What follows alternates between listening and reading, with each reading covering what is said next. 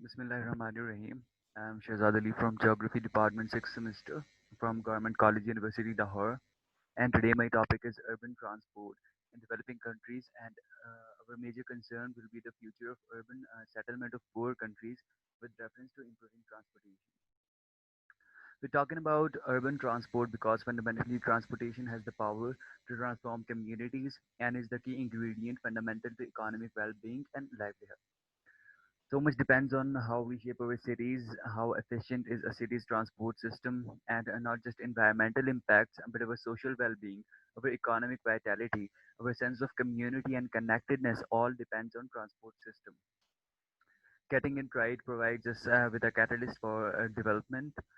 Unfortunately, we recognize that capacity for holistic and comprehensive planning is often lacking in developing countries, and the development of urban transport system proceeds in a haphazard manner. Now we'll start off by a general overview of the scenario that developing countries are facing. Alright, so the biggest problem of developing countries is booming urbanization. As you can see in the figure that South Asia, Southeast Asia, and Sub-Saharan African countries are urbanizing most rapidly.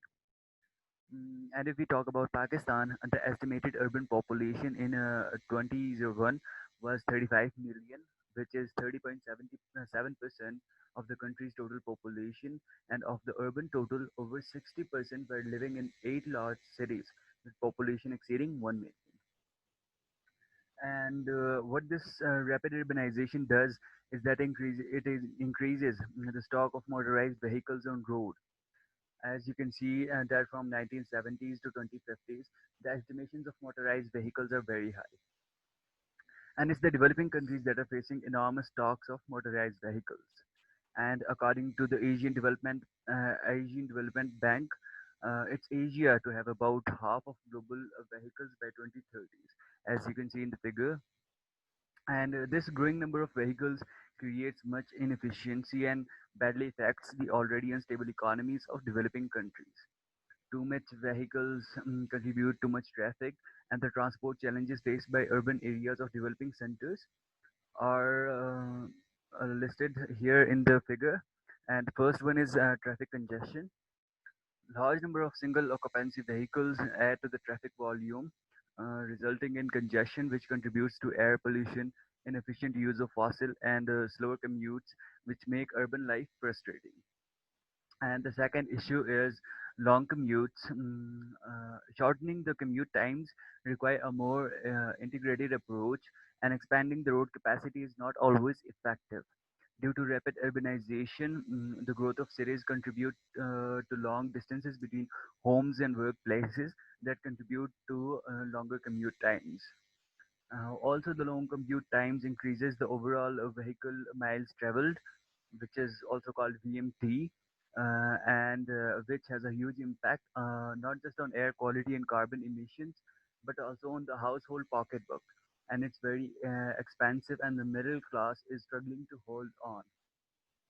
All right, so the next problem is the lack of secondary infrastructure. Usually, the developing countries almost always invest on road networks, mainly focusing on vehicular movement, and no room is left for cycling or pedestrian infrastructure. Also, there is a lack of transit, bus transit, and railway infrastructure. So, all the burden falls on road networks and that are almost always inefficient to hold so much traffic, ultimately leading to congested roads. And there's the problem of parking difficulties, in which large car parks consume expensive real estate, while street parking takes up lanes so that the roads used for moving traffic cannot be used, and a fuzzy busy scenario is created. And also the construction of buildings that don't hold to parking facilities due to lack of funding is another problem. Apart from all these problems, the other problems include the economic loss of GDP, since much more investment is made on road networks, giving it lion's share, neglecting the secondary infrastructure. Also, the transport investment amounts for a major share of the capital formation of less developed countries. And in fact, up to 40% of public expenditure is devoted to transport infrastructure, investing with Still, additional amounts that are coming from World Bank and Advanced Nation Technical Assistance Programs. All right, so the next is because of the bad roads, inadequate traffic management, and poor driving standards, undisciplined behavior by other road users.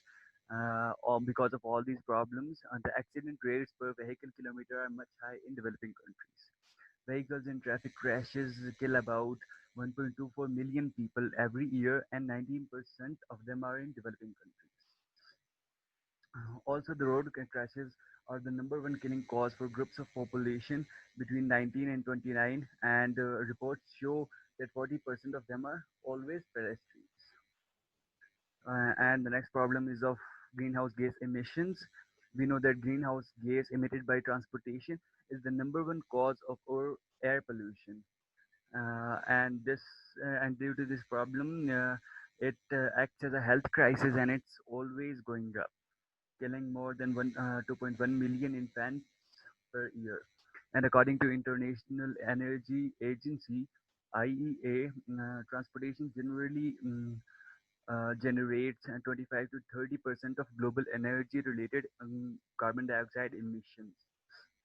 And because of all these problems, many developing countries are shifting towards transit-oriented development to break through the serious sustainability problems, like increased dependence on fossil fuels, traffic safety issues, increased environmental and health issues, and congestion problems. And also, the developing countries have now learned the transit systems will win over private car ownership if planned sustainably. The population of urban centers of developing countries are greatly relying on transit systems connect them to opportunities and services.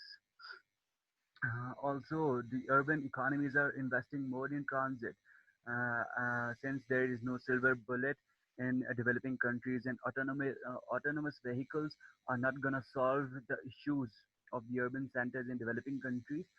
They are only going to generate more VMT, vehicle miles travels, and more congestion and more environmental impacts. The transit-oriented development is a planning strategy that aims to concentrate jobs, housing, and services around public transport stations. And this approach has helped many cities reduce their carbon footprints while becoming more productive and more livable. Here on the screen, you can see the benefits of transit-oriented development, which include the first one is reducing carbon footprints of urban centers. The most basic and first one, and it works on the idea that apart from fixing it once we broke it, why not just stop polluting, switching from inefficient cars to public transit systems. Also, the second is that it gives us the sense of security, reducing traffic related fatalities that we discussed previously. Also, it's efficient in terms of commuting times. Instead of using vehicles and getting stuck into traffic jams and wasting our time searching for parking slots, transit works on a rigid but effective schedule and is time efficient.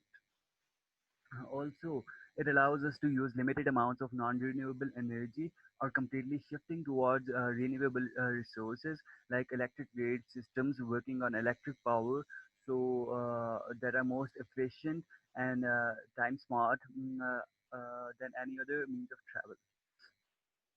And it's a lighter on pocketbook of a household and limits the unnecessary investments of poor people on travel modes.